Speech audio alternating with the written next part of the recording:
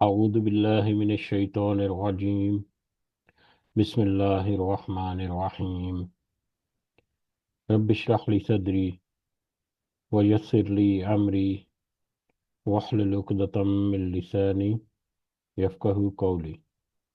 رب يسر ولا تعسر وتمم بالخير. اللهم لا سهل إلا ما جعلته سهلا وأنت تجعل الحزن إذا شئت سهلا. اللهم انفعنا بما علمتنا وعلمنا ما ينفعنا وزدنا علما. آمین یا رب العالمین۔ آج ہم انشاءاللہ اللہ کے خاص فضل و کرم سے، اس کی خاص رحمت اور توفیق سے سورۃ القوثر ہم سمجھنے کی کوشش کریں گے۔ سب سے پہلے ہم اسی کی حمد اور اسی کا شکر اور اسی کی تعریف کرتے ہیں جس نے ہمیں یہ وقت اور یہ مہلت عطا فرمائی، جس نے ہمیں یہ وسائل، یہ سہولیات، یہ ٹیکنالوجی، یہ رزق اور بے شمار انعام و اکرام اور فضل و کرم ہمارے اوپر کیا، اور خاص کر جس نے ہمارے دلوں میں یہ ڈالا کہ ہم اس بابرکت کلام کو سمجھنے کی کوشش کریں۔ اللہ تعالیٰ سے دعا ہے کہ اس کوشش میں ہمیں استقامت نصیب فرمائے، اس کی صحیح سمجھ اللہ تعالیٰ ہمیں عطا فرمائے، اس کے ذریعے سے اللہ ہمیں اپنی اور اپنے ساتھیوں کی اصلاح کرنے کی توفیق عطا فرمائے، اور دنیا کے ساتھ ساتھ اللہ ہمیں آخرت کی کامیابی اور بھلائی اور اپنا خاص فضل و کرم ہمارے شامل حال رکھے۔ آمین یا رب العالمین۔ آگے بڑھنے سے پہلے ہم اپنا پچھلا سبق، اس کا ترجمہ دہراتے ہیں، جو کہ سورۃ الماعون، جس کو ہم نے کل ایک مختصر انداز میں سمجھنے کی کوشش کی، جس میں اللہ تعالیٰ نے فرمایا، کیا تو نے اسے بھی دیکھا ہے، ایسے شخص کو بھی دیکھا ہے جو روز جزا کو یا دین کو جٹلاتا ہے؟ یہی وہ ہے جو یتیم کو دھکے دیتا ہے اور مسکین کو کھانے کھلانے کی ترغیب نہیں دیتا۔ ان نمازیوں کے لیے ویل ہے، یا تباہی اور ہلاکت ہے، افسوس ہے، جو اپنی نماز سے غافل ہیں، جو ریاکاری کرتے ہیں اور برتنے کی چیزیں عاریتاً دوسروں کو دینے سے بھی روکتے ہیں، اس کی بھی ترغیب نہیں دیتے۔ کہ کل کی سورہ مبارکہ، جیسا کہ اس کے مضمون اور اس میں جو آیات ہیں وہ واضح کرتی ہیں کہ کچھ معاشرتی برائیاں جو ہر دور میں موجود ہیں، جو اس وقت بھی موجود تھیں، جو بعد کے وقتوں میں بھی، جو آج بھی ہیں اور جو آئندہ بھی ہوں گی، ان معاشرتی برائیوں کی طرف پچھلی کچھ صورتوں کے علاوہ اس میں بھی، اس سورہ مبارکہ میں بھی اللہ تعالیٰ نے اشارہ کر کے ان کی طرف اور ان سے کہا کہ ایسی برائیاں رکھنے والے افراد یا لوگ جو ہیں، ان کے لیے وائل ہے، ہلاکت ہے، بربادی ہے، یا وہ لوگ جو ہیں وہ روز جزا کو، یوم الدین کو جٹلانے والے لوگ ہیں۔ اور جو یوم الدین کو جٹلانے والے لوگ ہیں، وہ دنیا میں اسی طرح سے اپنی روش رکھتے ہیں، اور پھر ان کا انجام جو ہے وہ اچھا نہیں ہوتا۔ تو اس میں جو کچھ موٹی موٹی ایسی معاشرتی خرابیاں یا کچھ ایسی خصلتیں ہیں جو انسان کو ایک ایک سخت عذاب کی طرف لے جانے والی ہیں، ان کا تذکرہ ملا کہ جو یتیم کے ساتھ اور مسکین کے ساتھ اچھا سلوک نہیں کرتا، ان کو ان کا حق نہیں دیتا، اور بطور خاص یہاں پر نماز کا تذکرہ ہوا کہ نماز میں وہ غفلت کرتے ہیں، اور عبادات میں بھی غفلت کرتے ہیں، اور ریاکاری دکھاوے کے لیے وہ کرتے ہیں۔ اگر کچھ کام کرنا بھی ہے نیکی کا تو اس میں بھی وہ ریاکاری اور دکھاوا کرتے ہیں، اور چھوٹی موٹی چیزیں جو ہیں وہ بھی اتنے کنجوس اور اتنے چھوٹے دل کے ہیں کہ چھوٹی چھوٹی چیزیں، معمولی نوعیت کی چیزیں جو ہیں وہ بھی کسی دوسرے کو عاریتاً نہیں دیتے۔ یا اس کا دوسرا جو مطلب تھا معاون کا، زکوٰۃ، کہ زکوٰۃ ایک بڑے ایسٹ یا ایک بڑی انکم کا ایک معمولی سا حصہ، جس کے نکل جانے سے ان کو ان کے مال میں، ان کے دیگر ایسٹ میں کوئی فرق نہیں پڑتا، لیکن اس کو وہ بھی نکالنے کے روادار نہیں، اپنی مال کی محبت میں اور دنیا کی محبت میں۔ تو بہرحال اس میں بہت ساری ہمارے لیے نصیحت ہے چھپی ہوئی۔ اللہ تعالیٰ سے دعا ہے کہ اللہ تعالیٰ ہمیں اس کو سمجھ کر اس کے مطابق اپنی اصلاح کرنے کی ہمیں توفیق عطا فرمائے، اور کیونکہ اس میں دوسروں کو ترغیب دینے کی بھی بات ہے، یتیم اور مسکین کے کھانا کھلانے اور مدد کرنے کے لیے، اور دیگر معاملات میں تو ہم یہ بھی دعا کرتے ہیں کہ اللہ تعالیٰ ہمیں توفیق دے کہ ہم دوسروں کو بھی اس کی تلقین کر سکیں، ترغیب دے سکیں، دوسروں کو بھی اس طرف ابھار سکیں، تاکہ دوسرے جو ہیں وہ بھی اسی دین کی طرف آئیں اور اپنی بہتری کی طرف آئیں۔ آج کا ہمارا سبق سورۃ القوثر۔ سورۃ القوثر یہ ایک مکی سورہ ہے۔ قرآن مجید یہ مصحف جو ہمارے ہاتھوں میں ہے، اس میں صورتوں کی ترتیب کے اعتبار سے یہ 108 نمبر پر سورہ مبارکہ آتی ہے، جبکہ ترتیب نزولی کے اعتبار سے اس کا نمبر 15 بنتا ہے۔ اس میں صرف 3 آیات ہیں چھوٹی چھوٹی، اور ایک ہی رکوع ہے۔ ایک رکوع اور 3 مختصر ترین آیات پر مشتمل اس قرآن مجید کی، اس مصحف کی مختصر ترین سورہ سورۃ القوثر، جو کہ مکی سورہ ہے۔ کوثر اسی سورہ مبارکہ کی سب سے پہلی ہی آیت میں یہ لفظ آیا ہے جو اس کی پہچان بنا۔ اس کا مطلب، ویسے تو اس کا مطلب بہت وسیع ہے، آگے جا کر اس کو ہم کچھ مختصر انداز میں سمجھنے کی کوشش کریں گے، لیکن اس کا ایک مختصر ترین جو مفہوم یا مطلب ہے وہ ہے خیر کثیر۔ خیر کثیر یعنی الکوثر، کوثر ایکچولی کوئی ایسی چیز کسی چیز کا اس قدر کثیر ہو جانا، اس قدر زیادہ ہونا کہ جس کو گننا یا جس کو شمار کرنا ممکن نہ ہو، اس قدر کثرت کے ساتھ کسی چیز کا ہونا جو ہے وہ کوثر ہے۔ اور الکوثر جب کہیں گے تو وہ ایک خاص خیر ہے جو کہ بڑی کثیر مقدار میں، کثیر تعداد میں، کثیر مدت کے لیے نبی کریم صلی اللہ علیہ وسلم کو اللہ تعالیٰ نے عطا کی۔ یہ خیر کثیر، اس کو آگے جا کر ہم تھوڑا سا سمجھنے کی کوشش بھی کریں گے انشاءاللہ۔ اور اس کے علاوہ اس کے دوسرے جو مفہوم جو علماء کرام بیان کرتے ہیں، وہ ایک حوض کوثر ہے جو محشر میں نبی کریم صلی اللہ علیہ وسلم کا ایک حوض ہے، جہاں سے نبی کریم صلی اللہ علیہ وسلم اپنی امت کو سیراب کریں گے۔ اور اس کے علاوہ جنت کی ایک نہر کا نام بھی کوثر ہے، جس کا نظارہ نبی کریم صلی اللہ علیہ وسلم کو ان کے واقعہ معراج میں کرایا گیا تھا اللہ تعالیٰ کی طرف سے۔ تو اس کے 2 3 مفہوم ہیں، لیکن حوض کوثر اور جنت کی نہر کوثر جو ہے وہ بھی در حقیقت خیر کثیر کا ایک چھوٹا سا حصہ، یا خیر کثیر کے ماتحت آنے والے ہی 2 اور خیر جو اللہ تعالیٰ نے نبی کریم صلی اللہ علیہ وسلم کو عطا کیے، ایک حوض کوثر، ایک جنت کی جو نہر جس کا نام کوثر ہے۔ یہ ایک مکی سورہ ہے جیسا کہ تذکرہ ہوا، لیکن کچھ روایات کی بنیاد پر کچھ لوگ جو ہیں، یا کچھ ہمارے جو مفسرین ہیں، وہ اس کو مدنی سورہ بھی کہتے ہیں۔ اس کی وجہ یہ ہے کہ ایک روایت ہے حضرت انس بن مالک کی، کہ نبی کریم صلی اللہ علیہ وسلم ہمارے درمیان تشریف فرما تھے، اتنے میں آپ پر کچھ اونگ طاری ہوئی۔ پھر آپ نے مسکراتے ہوئے اپنا سر مبارک اٹھایا اور فرمایا، اس وقت میرے اوپر ایک سورہ نازل ہوئی ہے۔ پھر بسم اللہ الرحمن الرحیم پڑھ کر آپ نے سورۃ الکوثر کی تلاوت کی۔ اس کے بعد آپ نے پوچھا کہ جانتے ہو کہ کوثر کیا ہے؟ لوگوں نے عرض کیا اللہ اور اس کے رسول کو ہی زیادہ معلوم ہے صلی اللہ علیہ وسلم۔ تو آپ صلی اللہ علیہ وسلم نے فرمایا، تو وہ ایک کوثر جو ہے وہ ایک نہر ہے جو میرے رب نے مجھے جنت میں عطا کی ہے۔ تو یہ ایک حدیث ہے، یہ ایک روایت ہے نبی کریم صلی اللہ علیہ وسلم سے منسوب حضرت انس بن مالک کی۔ اس حدیث کی بنا پر کچھ یہ ڈاؤٹ کیا جاتا ہے کہ یہ مدنی سورہ ہے، لیکن اس کے بارے میں مفسرین لکھتے ہیں کہ کئی دفعہ ایک ہی سورہ کی طرف دوبارہ سے اللہ تعالیٰ اشارہ فرماتے ہیں، یا کسی موقع پر نبی کریم صلی اللہ علیہ وسلم نے فرمایا، سورہ کا ریفرنس وغیرہ دیا، تو اس صورت میں بھی لکھنے میں یا سننے میں یا کہنے میں کچھ ہو سکتا ہے، کوئی اونچ نہیں، تو اس کی وجہ سے کوئی ایسی وجوہات بہرحال ہو سکتی ہیں، یہ مفسرین کا قول ہے۔ لیکن بہرحال جمہور مفسرین جو ہیں ان کے نزدیک یہ سورہ جو ہے یہ مکی ہی سورہ ہے، مکی سورہ ہے، اور بلکہ مکہ کے بھی بالکل ابتدائی دور کی 15 نمبر جو کرونالوجیکل آرڈر ہے اس کا ترتیب نزولی، وہ یہ ظاہر کرتا ہے کہ یہ ایک ابتدائی صورتوں میں سے یہ بھی سورہ مبارکہ ہے۔ اس سورہ کو سورۃ النہر بھی کہتے ہیں، اور نہر جو ہے وہ قربانی کو کہتے ہیں، اور بطور خاص اونٹ کو جب قربانی کی جاتی ہے، اس کے ایک نیزہ جو ہے یا برچھا جو ہے اس کے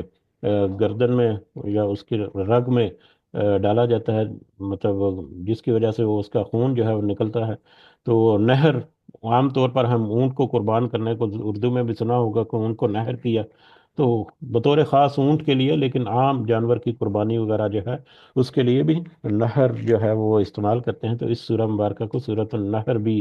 کہا جاتا ہے. اور آیات کے اعتبار سے اور حجم کے اعتبار سے بھی آپ کہہ سکتے ہیں کہ یہ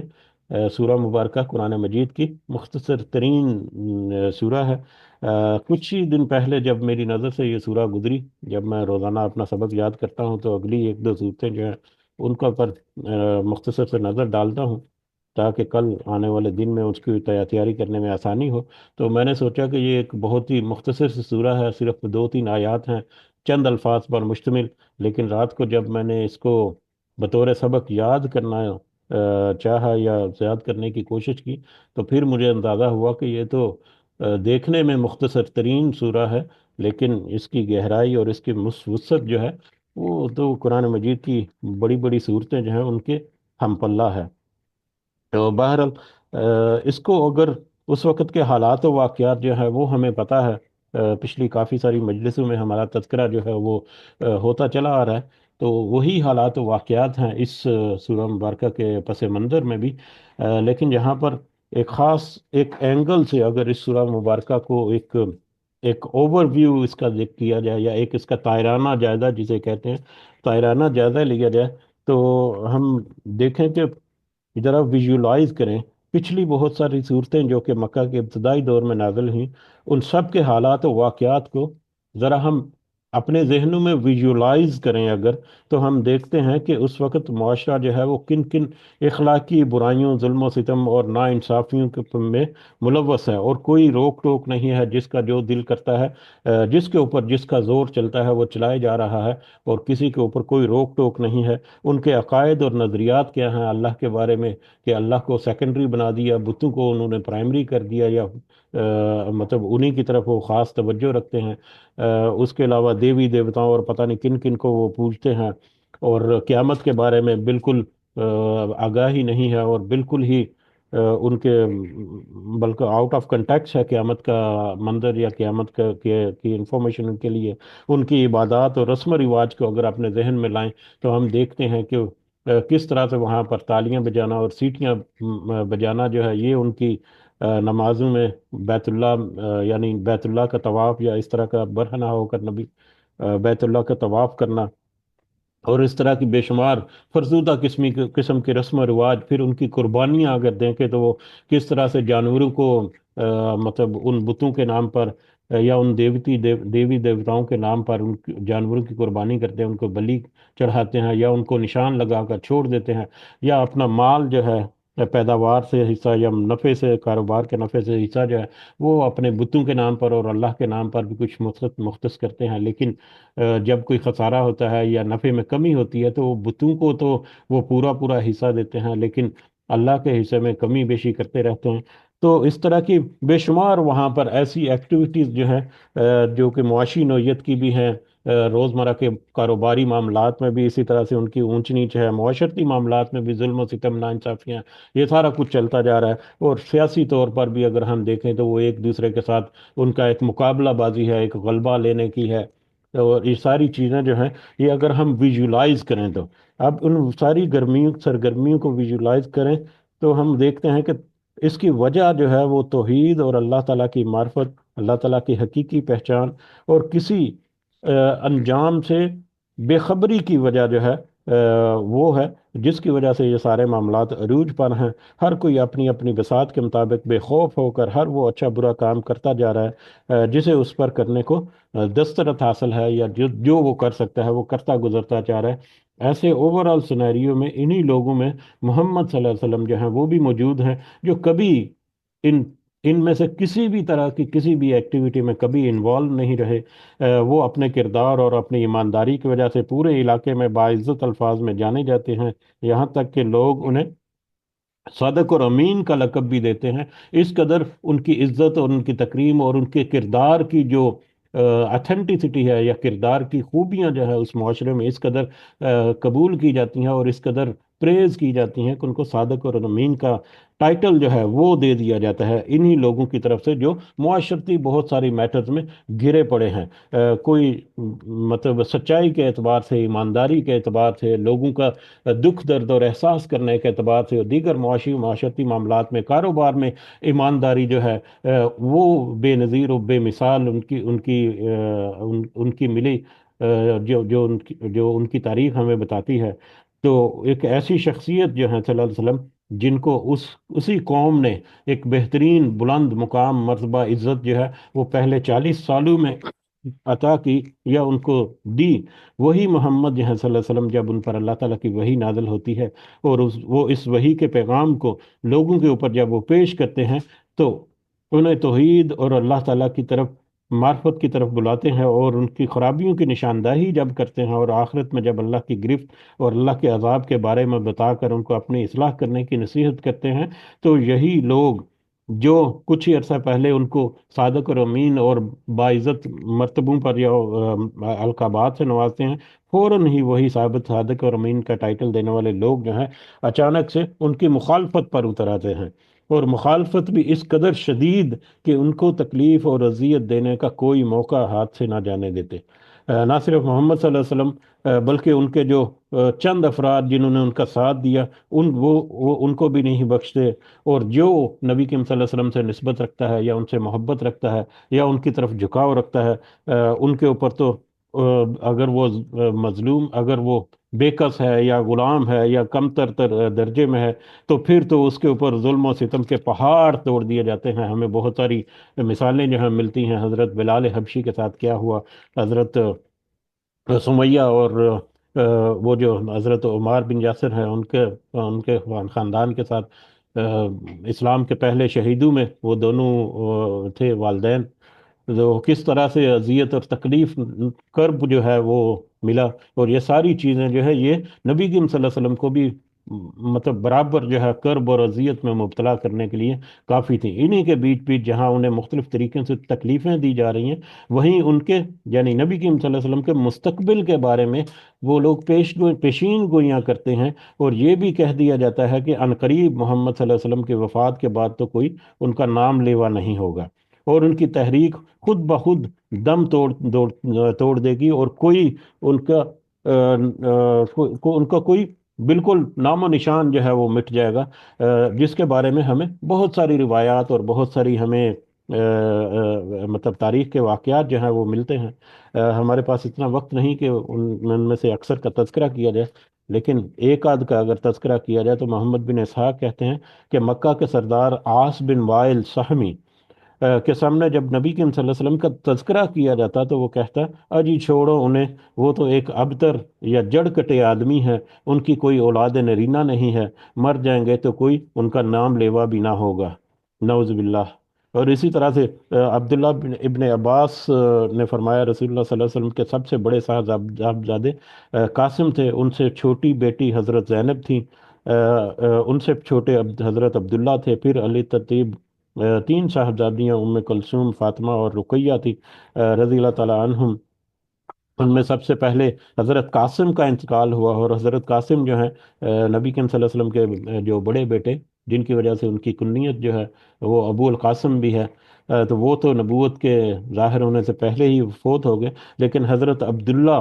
جو ان کے دوسرے صاحبزادے تھے وہ مطلب نبوت ملنے کے بعد شروع کے دور میں ہی، شروع کے زمانے ہی میں ہی ان کی بھی بالکل چھوٹی سی عمر میں ان کی بھی وفات ہو گئی۔ تو اس پر آس بن وائل جو ہے اس نے کہا کہ ان کی نسل تو ختم ہوگی، اب وہ ابتر ہیں، یعنی ان کی جڑ کٹ گئی ہے۔ ابتر یعنی جڑ کٹ جانا، بالکل مطلب جس طرح سے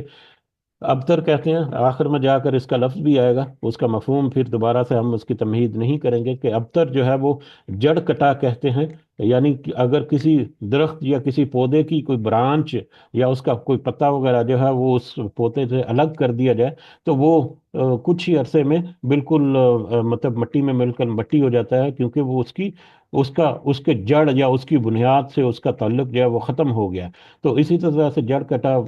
جو اولاد نرینہ سے محروم ہو، کیونکہ اولاد نرینہ جو ہے بچے یا لڑکے جو ہیں وہ نسل کو آگے بڑھانے کے لیے ہوتے ہیں، تو جن کے لڑکے نہ ہو تو ان کی نسل جو ہے وہ وہیں پر رک جاتی ہے۔ تو اس وجہ سے ابتر جو ہے وہ جڑ کٹا کہتے ہیں۔ تو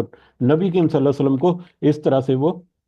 اس طرح کے معاملات میں بھی وہ مختلف طرح کے تانے دیتے، یعنی وہ ایسا اس بنا پر کہتے تھے یا کرتے تھے کہ نبی کریم صلی اللہ علیہ وسلم کی اولاد نگینہ، یعنی ان کے دو بیٹے جو ہیں وہ تو وفات پا چکے تھے۔ تیسرا بیٹا، یہ چھ کا تذکرہ ہوا ابھی، چلتے چلتے ہم تھوڑا سا مطلب بس تذکرہ کریں کہ یہ چھ جو نبی کریم صلی اللہ علیہ وسلم کی اولاد تھی، جس میں دو بیٹے اور چار بیٹیاں جن کا ابھی تذکرہ ہوا،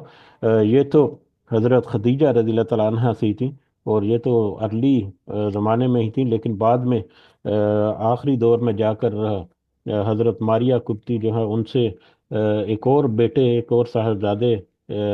ہوئے نبی کریم صلی اللہ علیہ وسلم کے، جن کا نام ابراہیم تھا، لیکن وہ بھی اپنی بالکل چھوٹی سی مدت میں فوت ہو گئے۔ وہ مدینہ میں واقع ہوا تھا، لیکن اس وقت جہاں پر مکہ میں یہ آیات جب نازل آ رہی ہیں تو اس وقت تک ان کے دو بیٹے جو کہ اس دنیا میں آئے، لیکن بالکل مختصر عمر میں وہ دنیا سے رخصت ہو گئے۔ اللہ تعالیٰ نے ان کو مطلب اپنے پاس، اور اس کی بھی ایک بڑی حکمت ہے، وہ حکمت یقیناً ہم سب کو اس کا اندازہ ہے، اس کی تفصیل میں بھی ابھی ہمارے پاس جانے کا وقت نہیں ہے۔ جو باہر اس طرح سے وہ نبی صلی اللہ علیہ وسلم کو تانے دیتے، بلکہ یہاں تک کہ جب نبی کریم صلی اللہ علیہ وسلم کے دوسرے بیٹے عبداللہ، حضرت عبداللہ رضی اللہ تعالیٰ عنہ کی وفات ہوئی، تو ابو لہب اور دوسرے مشرکین نے تو گویا خوشخبری منائی کہ آج رات محمد لا ولد ہو گئے، نعوذ باللہ۔ تو اس قدر وہ تکلیفیں نبی کریم صلی اللہ علیہ وسلم کے لیے، جہاں دوسری بہت ساری مخالفتیں اور ان کے ساتھیوں پر ظلم و ستم اور آزمائشیں ہیں، اور اس پر نبی کریم صلی اللہ علیہ وسلم کو ایک بے چینی لاحق ہے، وہیں ان کے بارے میں مشرکین کو اس طرح کی ان کی ذاتی نوعیت کی جو میٹر ہیں ان میں بھی اس طرح کی باتیں کرنا جو ہے، یہ یقیناً ان کے اوپر شدید غم زدہ اور ان کو افسردہ کرنے کی ایک کوشش تھی۔ اب ایسے ماحول میں جب اسلام بھی ابھی اپنے بالکل ابتدائی زمانے میں ہے، ایک بہت بڑا مقصد جو ہے وہ سامنے ہے، لیکن منزل کے راستے میں ایک بہت بڑے چیلنجز، بہت بڑی بڑی رکاوٹیں، بہت بڑے بڑے مطلب مصیبتوں کے یا مطلب مخالفت کے پہاڑ نظر آ رہے ہیں، اور وسائل اور قوت جو ہے اس کا نام و نشان نہیں ہے۔ چند افراد ساتھ کھڑے ہیں، ان کے علاوہ کوئی، اور وہ چند افراد جو کھڑے ہیں وہ بھی، ان میں سے بھی اکثریت جو ہے وہ کمزور اور پست قسم کے لوگ جو ہیں ان کی ہے۔ تو ایسے حالات میں جب کہیں پر کوئی امید کی کرن نظر نہیں آتی اور ہر طرف سے مخالفت جو ہے وہ ایسی اور اس میں شدت آتی نظر آتی ہے، تو ایسے حالات میں نبی کریم صلی اللہ علیہ وسلم کے اوپر اس سورہ مبارکہ کے نازل کر کے اللہ تعالیٰ نے ان کو ایک عظیم خوشخبری سنا دی، اور اس عظیم خوشخبری کے ساتھ ساتھ اللہ تعالیٰ نے انہیں تسلی انہیں مطلب ان کی کامیابیوں کی اور ان کے دیگر معاملات کی جہاں پر عظیم خوشخبریاں سنائیں، وہیں پر ان کے دشمن کے نیست و نابود ہو جانے کی خبر بھی اسی سورہ مبارکہ میں، اسی مختصر ترین سورہ مبارکہ میں اللہ تعالیٰ نے ان کو بتا دی، تاکہ ان کا دل جو ہے وہ مضبوط ہو اور مضبوطی کے ساتھ وہ پیش قدمی کریں، جو بھی اللہ تعالیٰ کے احکامات وقت کے ساتھ ساتھ آتے جائیں ان کے اوپر وہ مضبوط قدم رکھتے ہوئے آگے بڑھتے چلے جائیں۔ تو ان کی تسلی کے لیے یہ سورہ مبارکہ جو ہے یہ ایک بہت بڑا اثاثہ تھی، جو بالکل ہی ابتدائی زمانے میں نبی کریم صلی اللہ علیہ وسلم کے اوپر اس تحریک کو آگے بڑھانے میں کے ضمن میں اللہ تعالیٰ نے عطا فرمائی۔ اس کی اگر سورہ مبارکہ کو اگر ہم دیکھیں تو صرف تین ہی الفاظ پر مشتمل پہلی آیت جو ہے وہ اس تحریک کی کامیابی رہتی دنیا تک، نبی کریم صلی اللہ علیہ وسلم کی زندہ اور جاوید ناموری اور آخرت میں بھی ان کی عزت اور مقام مرتبہ، سب کچھ صرف تین الفاظ پر مشتمل پہلی آیت میں اللہ تعالیٰ نے تذکرہ کر دیا، اور دوسری آیت جو ہے وہ بھی صرف تین الفاظ پر مشتمل ایک مختصر سی آیت، جس میں اللہ تعالیٰ نے نبی کریم صلی اللہ علیہ وسلم کی رہنمائی کی کہ جب اللہ تعالیٰ نے آپ کے اوپر اتنی کثیر مقدار میں جو خیر ہے اس کو کنفرم کر دیا پہلی آیت کے ذریعے سے، آپ کو چاہیے کہ مشرقین جو ہے وہ چاہے جو بھی اپنے عقائد رکھیں، جو بھی نظریات رکھیں، جس طرح کی بھی ان کی عبادات ہیں، بس آپ اللہ تعالیٰ کے حکموں کے مطابق اللہ تعالیٰ کی عبادات یعنی نماز جو ہے اس کو بھی ادا کرتے رہیں، اور اللہ تعالیٰ کے راستے میں قربانی اور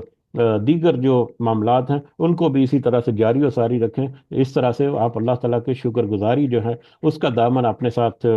مضبوط رکھیں. اور جو تمہارا آپ کا دشمن جو ہے، تیسری سورہ مبارکہ جو ہے وہ بھی صرف 3 الفاظ پر مشتمل ایک مختصر سی آیت، کہ جس میں اللہ تعالیٰ نے یہ خبر بھی دے دی کہ یہ جو مشرکین جو آج بڑی طاقت میں نظر آتے ہیں اور آج لگتا ہے کہ مخالفت میں کھڑے ہیں اور مخالفت کے پہاڑ جو ہیں وہ کھڑے کر رہے ہیں، یہی جو دشمن ہے آپ کے، یہ اس قدر رسوا ہوں گے، کہ اس قدر بے نام ہوں گے، اور کہ ان کا کوئی نام لیوا نہیں ہوگا، ان سے کوئی نسبت منسوب کرنا پسند نہیں کرے گا، اور پھر آخرت میں بھی ان کا انجام جو ہے وہ بہت برا اور بھیانک ہونے والا ہے. تو یہ مختصر سی 3 ہی الفاظ پر مختصر سی 3 آیات جو ہیں، در حقیقت ایک پورا چیپٹر یا ایک پورا ایک بڑا موضوع جو ہے وہ ہمارے سامنے رکھتی ہیں. تو اس کو اگر ہم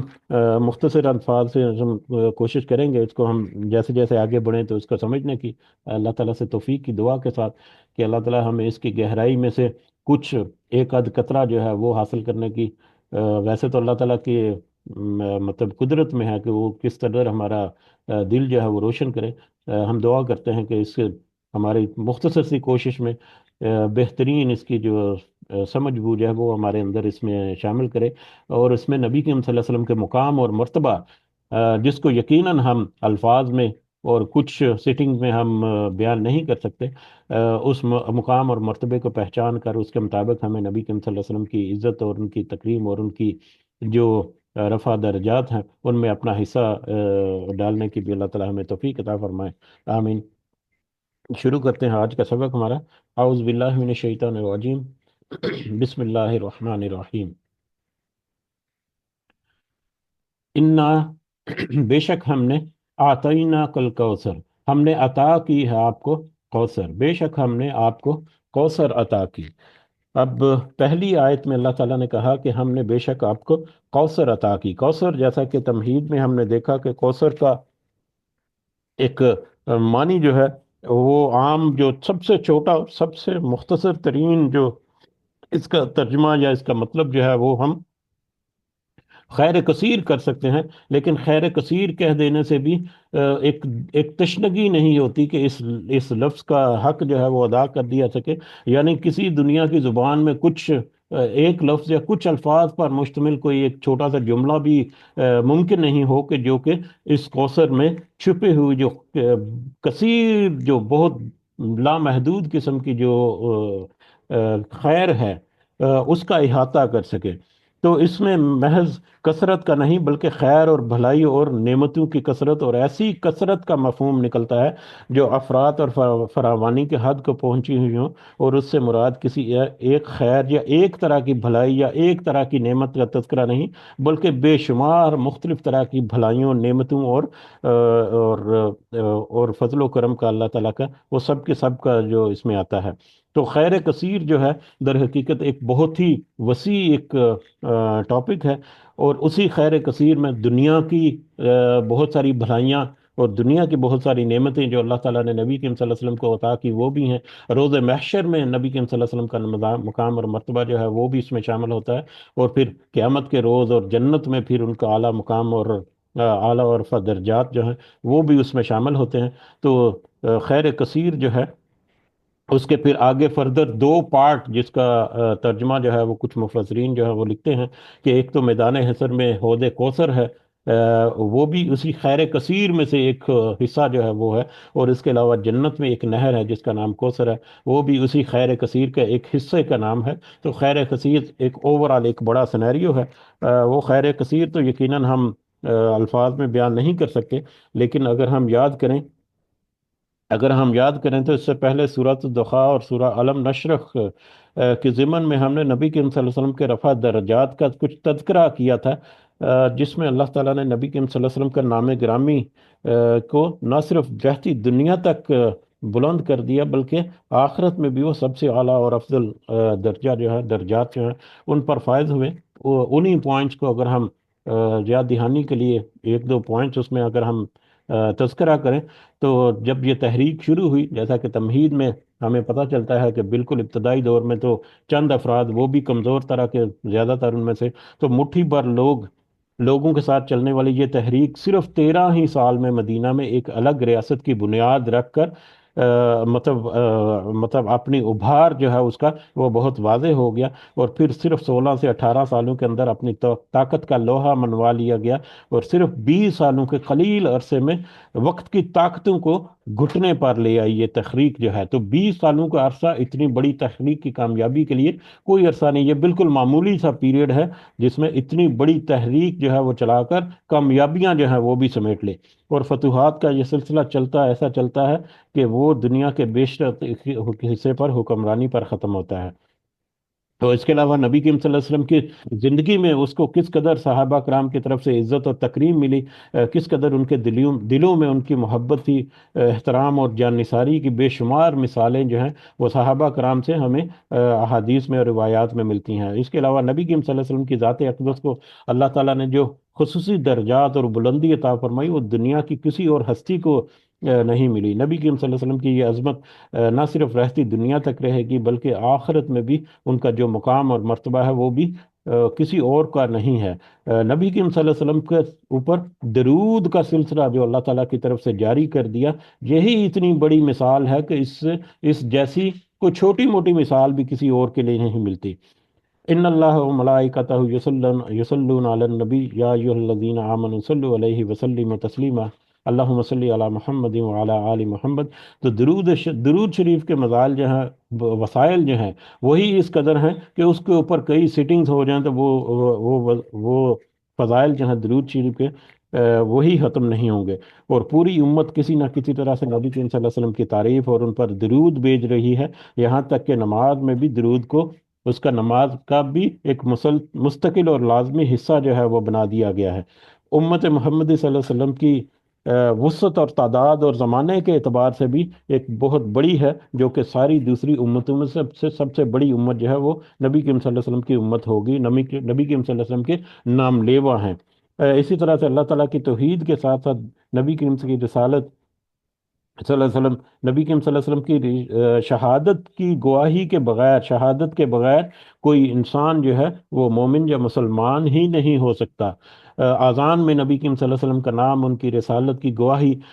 کے ساتھ پوری زمین پر ہر وقت جاری و ساری رہتا ہے۔ نبی کریم صلی اللہ علیہ وسلم کی روحانی شخصیت جہاں مسلمانوں کے لیے مشعل راہ ہے، وہیں ان کی ریاستی، معاشی، معاشرتی معاملات میں رہنمائی پوری نوع انسانی کے لیے مثالی حیثیت رکھتی ہے۔ آج بھی دنیا میں بہت سارے بہت سے جو متاثر کن شخصیات ہیں، ان شخصیات کی لسٹ میں سب سے اوپر جو نام گرامی آتا ہے وہ نبی کریم صلی اللہ علیہ وسلم کا آتا ہے۔ جہاں دنیا میں ان کی عزت اور ان کی عظمت کی مثالیں جو ہیں وہ بے شمار ہیں، وہیں آخرت میں بھی ان کا مقام اور مرتبہ جو ہے وہ بھی ناقابل بیان ہے۔ قیامت کے روز انہیں مقام محمود پر فائز کیا جائے گا، جہاں سب آپ کی تعریف کریں گے۔ علماء کے مطابق یہ مقام شفاعت کبریٰ کا مقام ہے، جہاں نبی کریم صلی اللہ علیہ وسلم تمام مخلوقات کے لیے اللہ کے حضور سفارش کریں گے۔ قیامت کے دن نبی کریم صلی اللہ علیہ وسلم کو حوض کوثر عطا کیا جائے گا، جس کے بارے میں آگے جا کر ہم ایک دو پوائنٹس ہیں اور نوٹ کریں گے۔ جنت میں سب سے اعلیٰ مقام اور مرتبہ جو ہے وہ بھی نبی کریم صلی اللہ علیہ وسلم کو عطا کیا جائے گا۔ جنت میں نبی کریم صلی اللہ علیہ وسلم کو ایک کوثر نام کی ایک نہر جو ہے وہ بھی ان کو عطا کی جائے گی، جس کا بھی ہم تذکرہ آگے جا کر مختصر انداز سے کریں گے۔ تو نبی کریم صلی اللہ علیہ وسلم کو کس قدر خیر کثیر اللہ تعالیٰ نے عطا فرمائی، اس کا احاطہ کرنا ہمارے لیے ناممکن ہے۔ تو اللہ تعالیٰ نے گویا کہ ایک سمندر بھی ہم جب کہیں گے تو وہ اس کی بھی کچھ حدیں ہوتی ہیں، ایک لامحدود اور نہ ختم ہونے والا جو خیر کا سلسلہ ہے جو نبی کریم صلی اللہ علیہ وسلم کے ساتھ اللہ تعالیٰ نے وابستہ کر دیا یا منسوب کر دیا، اس کو اللہ تعالیٰ نے ایک لفظ میں بند کر کے اس قرآن مجید میں ہمارے سامنے مطلب نازل کر دیا یا تذکرہ کر دیا، القوثر، کہ خیر کثیر، کہ بے شک ہم نے آپ کو خیر کثیر عطا کی۔ اب یہ کس قدر بڑی نبی کریم صلی اللہ علیہ وسلم کو اللہ تعالیٰ کی طرف سے ایک ہمت افزائی ہوئی کہ جن حالات میں لوگ اس قدر مخالفت پر اتر آئے ہیں، وہی لوگ جو ان کے اپنے ہیں، ان کے رشتہ دار ہیں، ان کو عزت اور تکریم دینے والے لوگ جب اچانک سے اپنا رویہ بدلیں تو بہت دل شکن وہ معاملات ہوتے ہیں، لیکن اللہ تعالیٰ نے کس قدر خوبصورت انداز میں صرف ایک آیت میں ہی نبی کریم صلی اللہ علیہ وسلم کو ان کا سارا مستقبل قیامت تک کے لیے، یعنی کہ جنت میں بھی ان کا مقام و مرتبہ جو ہے وہاں تک اللہ تعالیٰ نے صرف ایک لفظ میں یا ایک آیت میں اللہ تعالیٰ نے سارا کچھ واضح کر دیا، اور ان سے کہا کہ آپ کو فکر کرنے کی ضرورت نہیں، جتنی بھی مخالفت ہے، جتنے بھی یہ لوگ کرتے رہے ہیں، آپ فکر مند نہ ہو، اللہ تعالیٰ نے تو آپ کو لیے خیر کثیر جو ہے وہ مقرر کر دی، لکھ دی، یا آپ کے حصے میں آ گئی۔ تو لہٰذا آپ کو چاہیے کہ فصلی لربی کا، فصلی کہ آپ نماز پڑھیں، لربی کا اپنے رب کے لیے، ونہر اور آپ قربانی بھی کریں صرف اپنے رب کے لیے۔ لہٰذا آپ کو چاہیے کہ اس خیر کثیر کی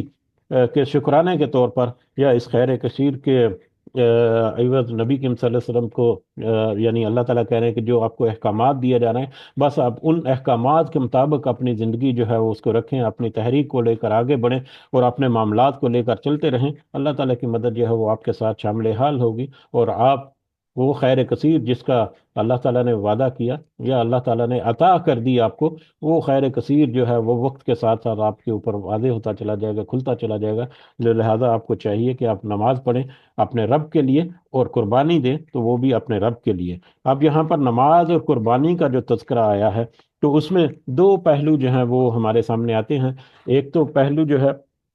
مفسرین اکثر جو ہیں وہ اس کے بارے میں کہتے ہیں کہ یہ نماز جو ہے یہاں پر نماز اور قربانی کا کیونکہ ایک جگہ پر تذکرہ آیا، تو اس کو وہ جو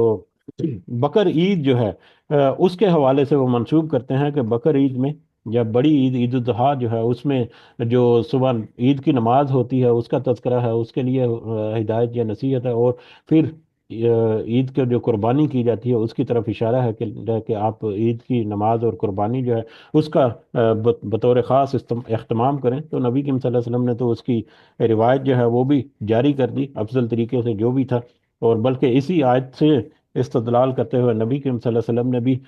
قربانی کو مؤخر اور نماز کو مقدم رکھا، کہ پہلے نماز پڑھی جائے گی اور پھر قربانی کی جائے گی۔ بہرحال تو دوسرا جو ہے وہ اس وقت کے حالات و واقعات اور اس وقت کے جو لوگوں کا رویہ جو ہے ان کے اوپر اگر نظر دوڑائیں، تو وہ بھی زیادہ قریب قریب نظر آتا ہے اس پوری آیت کے کنٹیکس میں، یا اس پوری آیت کے جو لب لباب ہے اس میں فٹنگ بیٹھتا ہے، کہ اس وقت کے لوگ جب عبادت کرتے ہیں، یا مطلب خانہ کعبہ میں جب مطلب جس کا تذکرہ جو ہے وہ کل ایک آیت میں بھی، ایک آیت کے ضمن میں بھی ہم نے کہا کہ ان کی تو نماز جو ہے وہ تو صرف تالیاں پیٹنا اور سیٹیاں بجانا ہی ہے، اس کے علاوہ کچھ نہیں ہے۔ تو ان کی نمازیں، ان کی عبادات جو ہے وہ بھی برہنہ طواف کرنا اور اس طرح کے معاملات کر رہے ہیں، اور کس طرح کا ماحول جس کو ہم نے ویژولائز کرنے کی کوشش کی پہلے، اور پھر قربانیاں بھی ان کی، کہ جانوروں کو پھر وہ بلی چڑھاتے ہیں اپنے بتوں کے نام پر، اور ان کو یا نشان لگا کر چھوڑ دیتے ہیں، یا قربانیوں کے علاوہ، جانوروں کے علاوہ اگر مال و دولت ہے، کو فائدے میں سے نفع میں سے کچھ حصہ جو ہے وہ بھی اپنے بتوں کے نام پر بڑی مقدار میں، اور چھوٹا سا حصہ جو ہے وہ اللہ کے لیے بھی مختص کر دیا، اس میں سے بھی ڈنڈی مارنی شروع ہو گئی کہ اگر نفع کم ہوا تو وہ اللہ کا حصہ ہی بیچ میں سے غائب کر دیا۔ تو ان مشرکوں کی یا ان کافروں کے کا رویہ جو ہے وہ اللہ تعالیٰ کی عبادات اور اللہ تعالیٰ کے لیے قربانیاں جو ہے ان کی نسبت سے تو اس طرح سے ہے، آپ ان کو اگنور کر کے، ان کے ان میٹر کو چھوڑ کر، آپ اللہ تعالیٰ کے بتائے ہوئے طریقے کے مطابق صرف اللہ تعالیٰ کی ہی عبادت کریں، اور صرف اسی کے لیے نماز پڑھیں، اور صرف اسی کی طرف متوجہ رہیں، اور قربانی بھی کریں تو صرف اسی اللہ تعالیٰ کے لیے، کسی غیر اللہ کے لیے قربانی کریں، اس کو اس کی یہاں پر بالکل ممانعت جو ہے وہ بھی ہے، کہ آپ کو چاہیے کہ آپ صرف اللہ کے لیے نماز پڑھیں اور اللہ ہی کے لیے قربانی دیں۔ یہ جو مشرکین ہیں، ان کا جو طور طریقے ہیں، یہ ایک وقت آئے گا کہ یہ اللہ تعالیٰ بالکل معدوم کر دے گا، اور ان کا کوئی نام لیوا بھی نہیں ہوگا۔ تو اللہ تعالیٰ نے نبی کریم صلی اللہ علیہ وسلم کو بطور شکرانہ یا بطور اسٹریٹجی جو ہے صرف اور صرف اللہ تعالیٰ کی حکم جو ہے اس کے اوپر چلنا، اور صرف اسی کی عبادت کی ترغیب دینا، اور خود بھی کرنا اور دوسروں کو بھی تلقین کرنا، اور پھر قربانی کے میٹر میں، اور قربانی کا جب تذکرہ کریں تو اس میں عزیز ترین چیزوں کی قربانی جو ہے وہ بھی سیکنڈری مفہوم میں آ جائے گا، کہ جانوروں کے علاوہ مال و دولت کو قربان کرنا اور دیگر جو ہے اللہ کے راستے میں کوشش کرنا، بہرحال وہ مفہوم جو ہے وہ سیکنڈری آتا ہے۔ جو براہ راست مفہوم جو ہے وہ یہی ہے کہ نماز کا اہتمام کریں، اور نماز جو ہے وہ بھی صرف اور صرف اللہ تعالیٰ کے لیے، اور قربانی کا اہتمام کریں، اور قربانی بھی صرف اور صرف اللہ تعالیٰ کے لیے۔ افسوس کے ساتھ کہ ان میٹرز میں بھی بہت سارے ہمارے معاملوں میں کچھ گمراہیاں جو ہیں وہ آ چکی ہیں۔ اللہ تعالیٰ ہمیں محفوظ رکھے، اور اللہ تعالیٰ ہمیں ان ایسے میٹرز کو پہچان کر اللہ تعالیٰ ہمیں اپنی اصلاح کرنے کی توفیق عطا فرمائے۔ بہرحال حوض کوثر جو ہے، سوری، پہلی آیت میں جو کوثر جو ہے اس کے دو پوائنٹ جو ہے وہ تھوڑے مس ہو گئے۔ ان کو بس مختصر سے الفاظ میں اگر ہم دوبارہ سے مطلب تھوڑا سا تذکرہ کر لیں۔ ایک تو خیر کثیر جو ہے اس کا تذکرہ ہم نے کر لیا۔ اس خیر کثیر میں جو دو آگے پوائنٹس آتے ہیں، ایک میدان حشر میں حوض کوثر ہے، اور ایک نہر ہے کوثر جو کہ جنت میں ہے۔ تو اس کے بارے میں نبی کریم صلی اللہ علیہ وسلم کے فرامین ہیں، جیسا کہ حوض کوثر کے بارے میں نبی کریم صلی اللہ علیہ وسلم نے فرمایا کہ یہ حوض جو ہے قیامت کے روز آپ کو عطا ہوگا، اور اس سخت وقت میں جب کہ ہر ایک جو ہے عطش عطش کر رہا ہوگا، آپ آپ کی امت آپ کے پاس اس پر حاضر ہوگی اور اس سے سیراب ہوگی۔ آپ اس پر سب سے پہلے پہنچے ہوئے ہوں گے، اور اس کے وسط میں تشریف فرما ہوں گے۔ بہت ساری روایات ہیں اس کے بارے میں، جیسا کہ ایک اور روایت میں بھی ہے کہ نبی کریم صلی اللہ علیہ وسلم نے فرمایا کہ اس حوض کوثر کا پانی جو ہے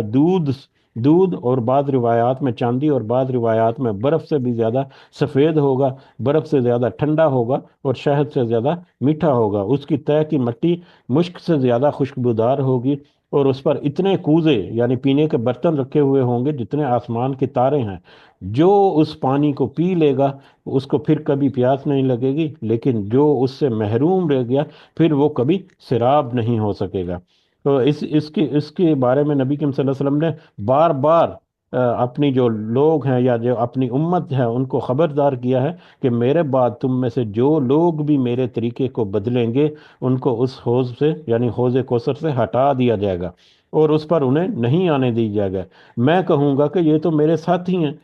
تو مجھ سے کہا جائے گا کہ آپ کو نہیں معلوم کہ آپ کے بعد انہوں نے کیا کیا گل کھلائے یا کیا کیا بگاڑ جو ہے آپ کے دین میں لے کر آئے، پھر میں بھی ان کو دفع کر دوں گا اور کہوں گا کہ دور ہو جاؤ۔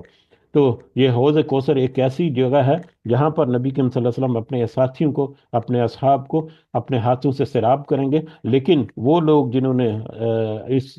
نبی کریم صلی اللہ علیہ وسلم کے طریقے میں کوئی ڈنڈیاں ماری ہوں گی بعد کے زمانوں میں، تو ان کو وہاں سے ہٹا دیا جائے گا، اور جب نبی کریم صلی اللہ علیہ وسلم کو بتایا جائے گا تو وہ بھی پھر ان کو دور کریں گے، دفع کریں گے وہاں پر۔ تو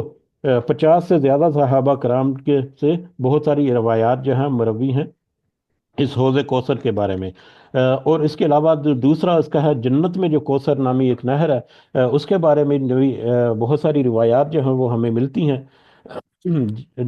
جیسا کہ حضرت انس سے ایک روایت منقول ہے کہ معراج کے موقع پر حضور صلی اللہ علیہ وسلم کو جنت کی سیر کرائی گئی، اور اس موقع پر آپ صلی اللہ علیہ وسلم نے ایک نہر دیکھی، جس کے کناروں پر اندر سے ترشے ہوئے موتیوں یا ہیروں کے کبے بنے ہوئے تھے۔ اس کی تہ کی مٹی جو ہے مشک اذفر کی تھی۔ نبی کریم صلی اللہ علیہ وسلم نے اس نہر کے بارے میں پوچھا تو ان کو بتایا گیا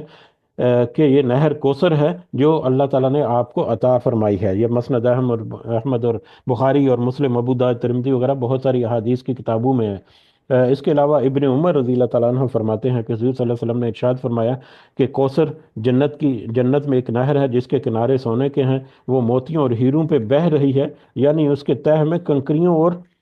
اور پتھروں کی بجائے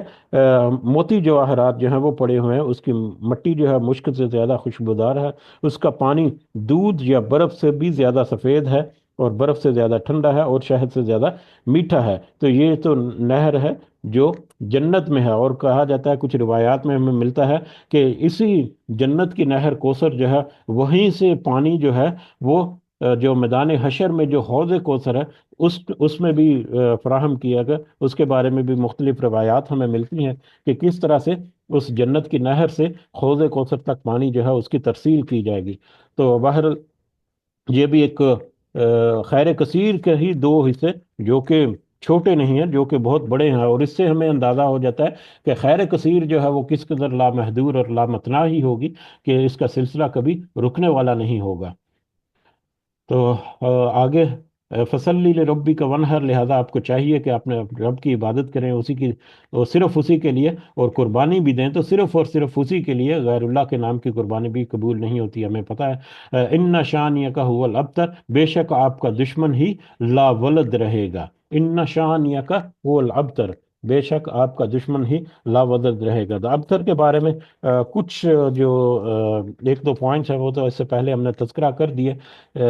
کہ ابتر جو ہے دراصل یہ بتر سے ہے، جس کے معنی کاٹنے کا ہے۔ جیسے جڑ سے اگر کوئی اکھڑ جائے، کوئی تنا یا کوئی درخت یا کوئی برانچ، تو وہ اپنی بنیاد سے اکھڑ گیا، لہذا وہ ختم ہو گیا، نیست و نابود ہو گیا، بالکل فنا ہو گیا، اس کا نام و نشان ختم ہو گیا۔ تو اسی اعتبار سے اس کے بہت سارے معنی اور مفہوم جو ہیں وہ استعمال ہوتے ہیں۔ نامراد آدمی جو ہے وہ بھی ہے، ذرائع اور وسائل وغیرہ سے محروم ہو جانے والا جو ہے اس کو بھی ابتر کہتے ہیں۔ جس شخص کے لیے کسی خیر اور بھلائی کی توقع باقی نہ رہے اور کامیابی کی امیدیں ختم ہو جائیں، اس کو بھی ابتر کہا جاتا ہے۔ جو آدمی اپنے کنبے اور برادری وغیرہ سے کٹ کر الگ ہو جائے، اکیلا رہ جائے، اس کو بھی ابتر کہتے ہیں۔ جس آدمی کی کوئی اولاد نرینہ نہ ہو یا مر گئی ہو تو اس کے لیے بھی ابتر کا لفظ جو ہے وہ استعمال کیا جاتا ہے۔ اور کیونکہ اس کے بعد اس کا کوئی نام لیوا نہیں رہتا، اور مرنے کے بعد وہ بے نشان ہو جاتا ہے۔ تو تقریباً سارے کے سارے ان مختلف مفہوم کے تحت جو مشرکین مکہ تھے، وہ نبی کریم صلی اللہ علیہ وسلم کو مطلب کچھ تانے وغیرہ دیتے تھے یا ان کے خلاف اس طرح کی باتیں کرتے تھے۔ تو اس آیت مبارکہ میں، آیت نمبر 3 میں، ان نشانیہ کا هو الابتر، اللہ تعالیٰ نے نبی کریم صلی اللہ علیہ وسلم کو خبر دے دی کہ ابتر آپ نہیں ہیں، ابتر آپ نہیں ہیں، بلکہ ابتر تو آپ کا دشمن ہے، جو کہ آپ کے اوپر اس طرح کے مطلب کلمات جو ہیں وہ آپ کے بارے میں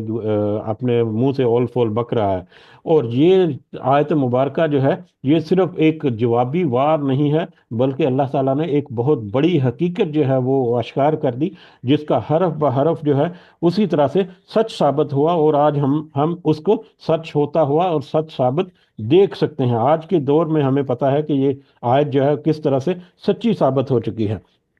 اس وقت کے لوگ جب حضور صلی اللہ علیہ وسلم کو ابتر کہہ رہے ہیں، اس وقت کے حالات و واقعات کو اگر ہم دیکھیں تو بالکل کمزور سی تحریک، بالکل کمزور سے لوگ ان کے ساتھ ہیں، کوئی وسائل نہیں ہے، کوئی معاملات نہیں ہے، کوئی ابھی تک آگے کا راستہ جو ہے وہ کلیئر نظر نہیں آتا۔ تو ان حالات میں نبی کریم صلی اللہ علیہ وسلم کو ابتر کہہ رہے ہیں یہ مشرکین جو ہے مکہ، لیکن اس وقت کوئی تصور بھی نہیں کر سکتا تھا کہ قریش کے یہ بڑے بڑے سردار یہ کیسے ابتر ہو جائیں گے۔ جس کو ہم ابتر کہہ رہے ہیں اس کو تو خیر کثیر جو ہے اللہ تعالیٰ عطا کر دیں گے، لیکن وہ جو اس وقت بڑے بڑے مال و دولت میں ہیں، بڑے بڑے اولادوں کی نعمتیں ان کے ساتھ ہیں، بڑی بڑی تجارتیں کر رہے ہیں، بڑے بڑے منتظم بنے پھرتے ہیں اس کے خانہ کعبہ کے، اور ارد گرد کے قبائل جو ہیں ان کے ساتھ ان کے الحاق ہیں، ایگریمنٹس ہیں، بڑی طاقت رکھتے ہیں، بڑی توانائیاں رکھتے ہیں، اور ایک بڑا اعلیٰ مقام اور مرتبہ جو ہے رکھتے ہیں، جیسا کہ ہم نے پچھلی دو صورتوں میں سورۃ الفیل اور سورۃ القریش میں دیکھا کہ کس قدر بڑا مقام اور مرتبہ تھا قریش کو دیا گیا۔ تو وہی قریش جو ہے اس وقت جب وہ نبی کریم صلی اللہ علیہ وسلم کو تضحیق کے طور پر یا ان کو گزند پہنچانے کے طور پر اس طرح کے کلمات ادا کر رہے ہیں، اول پول بک رہے ہیں، کوئی اس وقت سوچ بھی نہیں سکتا ہوگا کہ وہی قوم جس کو اللہ تعالیٰ نے ابرہہ جیسے ایک بڑے لشکر سے بچا کر محفوظ کر کے بھی ان کو ایک دفعہ دوبارہ سے سنبھل جانے کی وارننگ دے دی، وہی قوم جو ہے جب وہ حضور صلی اللہ علیہ وسلم کے سامنے کھڑی ہوگی تو پھر چند ہی سالوں میں، 20 ہی سالوں میں وہ قوم جو ہے وہ بالکل ناکام و نامراد ہو گئی، اور صرف 8 ہجری یعنی 17 18 20 سالوں کے اندر اندر جب فتح مکہ ہو گیا، تو بلکہ اس سے پہلے صلح حدیبیہ کے واقعے سے ہی یہ سارا کچھ جو ہے واضح ہو گیا، بلکہ اس سے بھی پہلے بدر کے مقام سے وہ واضح ہو گیا کہ اب یہ آسان نہیں ہے اس تحریک کو روکنا، اور اب یہ جو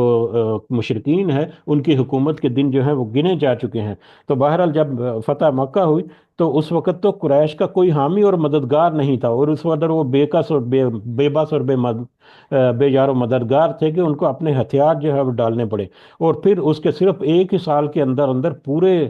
عرب جو ہے وہ نبی کریم صلی اللہ علیہ وسلم کے ہاتھ میں آ گئے، اور آپ کے دشمن جو ہے وہ بالکل بے بس اور بے یار و مددگار ہو کر رہ گئے۔ پھر وہ ایسے بے نام و نشان ہوئے کہ ان کی اولاد اگر دنیا میں باقی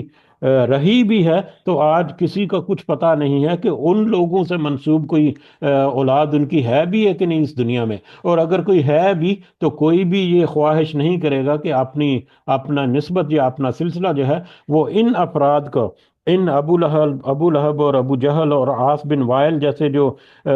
دشمن کے بدترین دشمن تھے اسلام کے، ان کے ساتھ کوئی اپنا نام جو ہے منسوب کریں، اس سلسلے کے ساتھ اپنا نام منسوب کریں، کوئی اس کی خواہش بھی نہیں کرے گا۔ جبکہ نبی کریم صلی اللہ علیہ وسلم کے ساتھ اپنے ناموں کا سلسلہ منسوب کرنا وہ کس قدر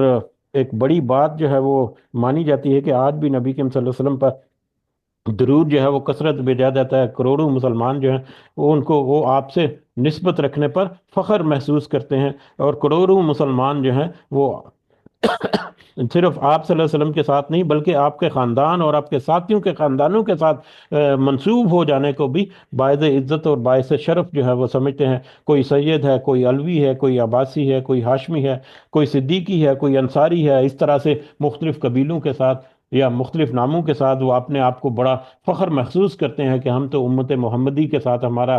براہ راست جب بالواسطہ تعلق رہا۔ لیکن آپ کو اس کے بیچوں بیچ کوئی نظر نہیں آئے گا کہ کسی نے اپنے آپ کو ابو جہل سے منسوب کیا ہو، ابو جہلی کوئی ہو، یا کوئی ابو لہبی ہو کہ ابو لہب کے خاندان سے اس نے اپنے آپ کو منسوب کیا ہو۔ تو لہٰذا تاریخ جو ہے اس نے ثابت کر دیا کہ ابتر جو ہے وہ نبی کریم صلی اللہ علیہ وسلم نہیں بلکہ ابتر تو ان کا دشمن تھا، جو کہ آج ناکام و نامراد ہو گیا، جس کا آج نام و نشان مٹ گیا۔ اور اگر ان کا نام کوئی اس طرح کی مجالس میں یا اس طرح کی جگہوں پر کوئی لیتا بھی ہے تو وہ بھی اس لیے کہ اس سے سبق حاصل کریں، وہ بھی ان کی ناکامی اور نامرادی کو بیان کرنے کے لیے ہوتا ہے، نہ کہ ان کی کوئی عزت افزائی ہے، نہ کوئی ان کی، بلکہ ان کی ذلت جو ہے بلکہ قیامت تک جیسے جیسے ان کا تذکرہ جو ہے اس طرح کے الفاظ کے ساتھ ہوگا ویسے ویسے ان کی ذلت اور رسوائی میں در حقیقت اضافہ ہوتا چلا جا رہا ہے۔ تو آخری آیت میں اللہ تعالیٰ نے بہت مختصر طور پر اللہ تعالیٰ نے بتا دیا نبی کریم صلی اللہ علیہ وسلم کو کہ ایک طرف تو آپ کو اعلیٰ و افضل درجات اور خیر کثیر جو ہے عطا کی، دوسری طرف آپ کا دشمن جو اس وقت بڑی قوت میں ہے اس کو ہم اس قدر پست کر دیں گے، وہی لاولد ہوگا کہ کوئی اس کا نام و نشان لینے والا نہیں ہوگا۔ تو اللہ تعالیٰ سے دعا ہے کہ اس اس سورہ مبارکہ میں بہت سارے جو موضوعات ہیں ان میں ہمیں پہچان کر نبی کریم صلی اللہ علیہ وسلم کی عزت اور ان کی تکریم اور ان کی قدر و منزلت جو ہے اس کی صحیح سمجھ اللہ تعالیٰ ہمارے دلوں میں اتار کر اس کے مطابق ہمیں اللہ تعالیٰ توفیق دے کہ ہم ان کی تعریف کریں، ان کے لیے درود وغیرہ کا سلسلہ جو ہے وہ اس میں ہم شامل ہو۔ اور اللہ تعالیٰ سے بطور خاص دعا ہے کہ اس خیر کثیر میں سے جو حوض کوثر ہے، جو کہ میدان محشر میں امت محمدی صلی اللہ علیہ وسلم جو ہے ان کو سراب کرنے کے لیے اللہ تعالیٰ ہمیں ان لوگوں میں شامل فرمائے جو کہ اس حوض کوثر سے سراب ہوں گے، اور نبی کریم صلی اللہ علیہ وسلم جو ہے وہ اپنے ہاتھوں سے سراب کریں گے۔ اللہ تعالیٰ ہمیں ان لوگوں میں شامل فرمائے۔ آمین یا رب العالمین، وما علینا الا البلاغ المبین۔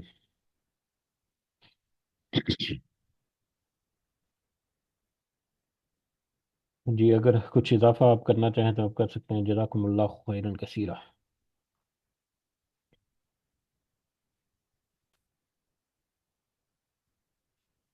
ٹھیک ہے، اس کے ساتھ ہی ہم اجازت چاہتے ہیں، سب کو دعاؤں میں ضرور یاد رکھیں۔ اللہ تعالیٰ ہم سب کا حامی و ناصر ہو، ہمارے معاملات میں اللہ تعالیٰ اپنی خاص مدد اور خاص رہنمائی کرے۔ ہمارے جتنے معاملات ہیں، کوئی پریشانیاں ہیں، کوئی اس طرح کی آزمائشیں ہیں، اللہ تعالیٰ ان میں اپنی خاص مدد کرے، ہمارے لیے خاص آسانیاں کرے۔ ہمارے والدین کو اللہ تعالیٰ صحت سے بھرپور زندگی عطا فرمائے۔ جو بھی صحت کے معاملات ہیں، دیگر جو فیملی کے معاملات ہیں، بچوں کے معاملات ہیں، اللہ تعالیٰ ان میں اپنی خاص مدد اور خاص رہنمائی ہماری کرے۔ اور جو اس دنیا سے گزر گئے ہمارے والدین بھی اور دیگر احباب اور ہم سارے مومنین اور مومنات، اللہ تعالیٰ سب کو جنت الفردوس میں اعلیٰ مقام عطا فرمائے۔ ان کی برزخ کی زندگیوں کو اللہ تعالیٰ بہترین رہائش گاہ جو ہے عارضی طور پر جتنا بھی اللہ تعالیٰ کی طرف سے مقرر ہے وہ اللہ تعالیٰ ان کو بنائے۔ آمین یا رب العالمین۔ رب ارحمہما کما ربیانی صغیرا، رب ارحمہما کما ربیانی صغیرا، رب ارحمہما کما ربیانی صغیرا۔ ربنا آتنا في الدنيا حسنة وفي الآخرة حسنة وقنا عذاب النار۔ ربنا ظلمنا أنفسنا وإن لم تغفر لنا وترحمنا لنكونن من الخاسرين۔ ربنا تقبل منا إنك أنت السميع العليم وتب علينا إنك أنت التواب الرحيم. سبحان ربك رب العزة عما يصفون وسلام على المرسلين والحمد لله رب العالمين. سبحانك اللهم وبحمدك أشهد أن لا إله إلا أنت أستغفرك وأتوب إليك. جزاكم الله خيرا كثيرا. السلام علیکم ورحمۃ اللہ وبرکاتہ.